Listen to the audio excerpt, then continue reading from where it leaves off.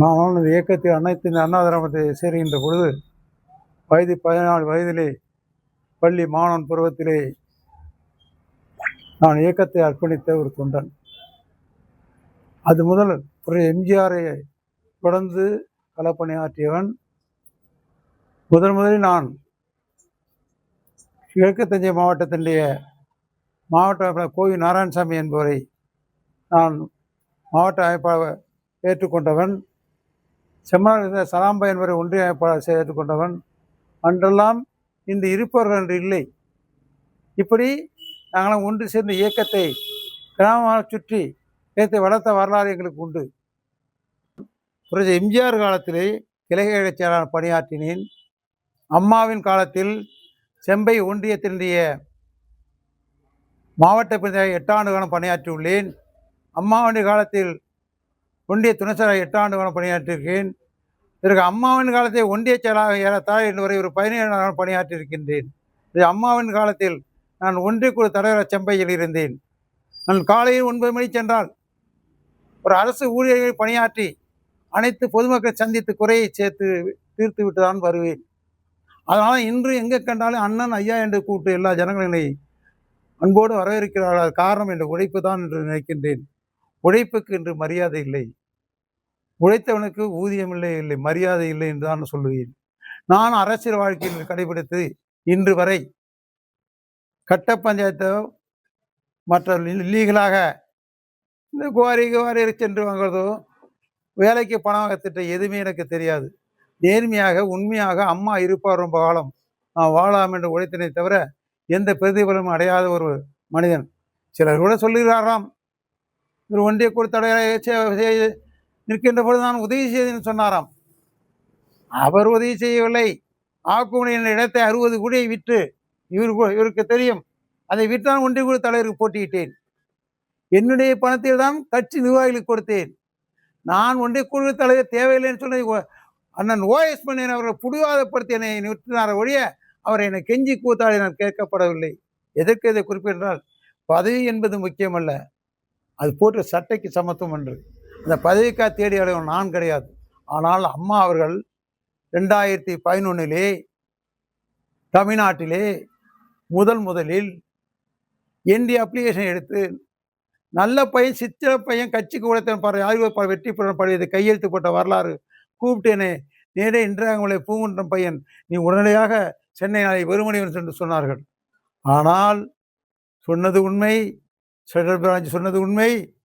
நான் செல்லுடன் 12 மணி அண்ணன் ஓஎஸ் மணியன் அவர்கள் திருகரத்தான் ஒரு அம்மாவை வைத்துக் கொண்டு எடுத்து என்னை அப்புறப்படுத்தி அந்த சட்டமன்ற உறுப்பினை கிடைக்காமல் அழித்தப்பட்டது கூட அப்போது அந்த இயக்கத்தை விட்டு நான் வெளியேறவில்லை.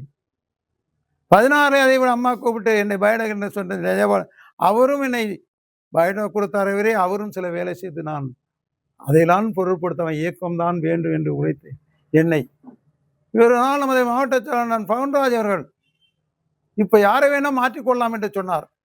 அண்ணன் எடப்பாடி வேண்டாம் என்னை மாற்றிக்கொள்கின்றேன். நான் போய் என்னை மாற்றிக்கொள் என்று சொல்லி வந்தேன். நான் இன்னும் மனமாற சொன்னேன். அதற்கு பிறகு எந்த நிகழ்ச்சிக்கோ எந்த பொதுக்குழு எனக்கு எந்த அழைப்பதும் கிடையாது. நான் கவலைப்படவில்லை.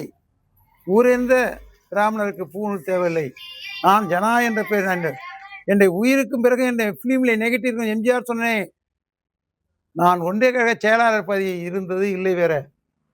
இவர் ஊராட்சி மன்ற தலைவர் இருந்தால் இவர் காலத்தில் இந்த மண்ணுலே மனிதர்கள் உள்ளவரை இவருடைய பேரு அன்பழகன் என்ற பெயர் இருக்கும்.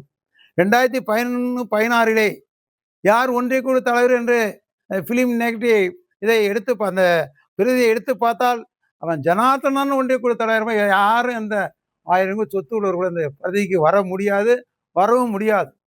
அந்த பதவியை அணிவித்தவன். அதனால் ஃபிலிம் நெகட்டிவ் உள்ளவரை தமிழ்நாட்டிலே ஜனங்கள் உள்ளவரை இந்த அரசு பதிவிலே பதியப்பட்ட என் பெயர் கட்டாயமாக இருக்கும். அது எனக்கு போதும். நான் எக்ஸ் சேர்மன் என்று கூறுகின்ற வார்த்தை எனக்கு அன்பான வார்த்தை. நான் பதவியை நம்பி வாழவில்லை, பதவி நம்பி ஓடவில்லை, யாரும் கேட்கவில்லை. அதோடு மட்டும் ஒரு சின்ன வருத்தம் ஒன்று, அதை உங்களை சொல்லாமா சொல்லணும்னு நினைக்கின்றேன். 2016 அப்போ அண்ணன் ஓஎஸ் பண்ண அண்ணன் மாவட்டத்தை அம்மா எடுத்துட்டாங்க. ஜெயபால் மாவட்ட செயலாளர் அவர் இருந்தார். அவர் இருக்கும்போது அவருக்கு அம்மா சீட்டு கொடுத்துட்டாங்க எப்படி அவருக்குன்ட்டார். திரும்ப சேஷாத்னர் பிஏ இருந்தார்.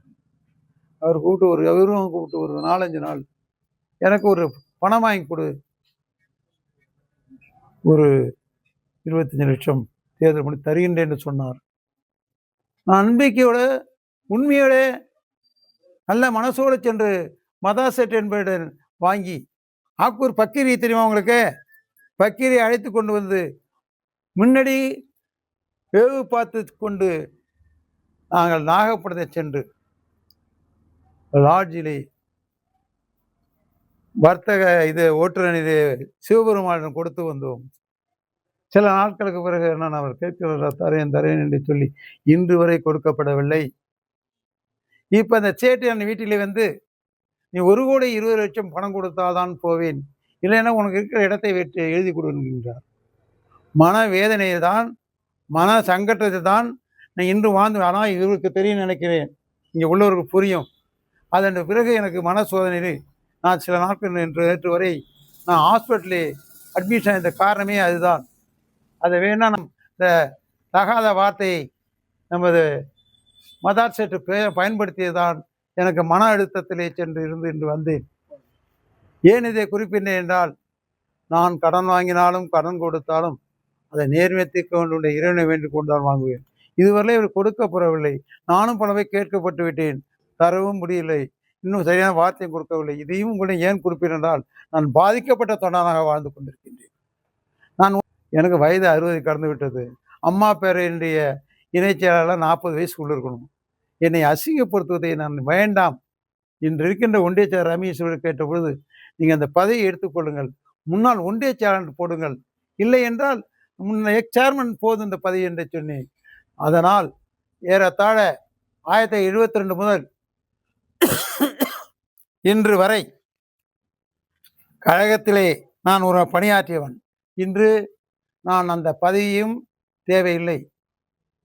இன்று முதல் நான் விடைபெறுகிறேன் என்பதை உங்களிடம் சொல்வதற்கு ஏன் இதை குறிப்பிட, ஏறத்தாழ 50 ஆண்டு காலம் பணியாற்றி கஷ்டத்தையும் நஷ்டத்தையும் இரவென்று பகலென்று பார்க்காமல் பணியாற்றி நான் வேதனையோடு தான் விடைபெறுகிறேன் என்பதை இந்த நேரத்திலே உங்களுக்கு சொல்லிக் கொள்கிறேன்.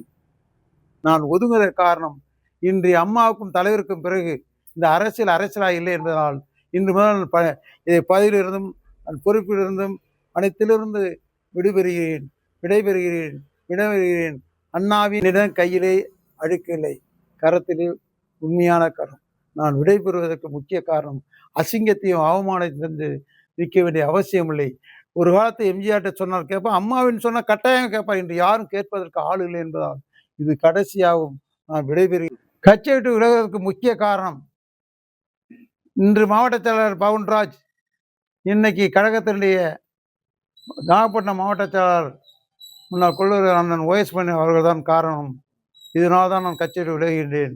என்னுடைய உரிய மரியாதையை வாழ்ந்தவன் நான் யார் என்பதற்கு அவர்களுக்கு தெரியும், அவர் என்பது எனக்கு தெரியும் என்பதை கூறி, இன்று கூட நான் செல்லிலே பார்த்தேன், பருவூர் செந்தில் அவர்கள் பேட்டி அளித்திருந்தார்.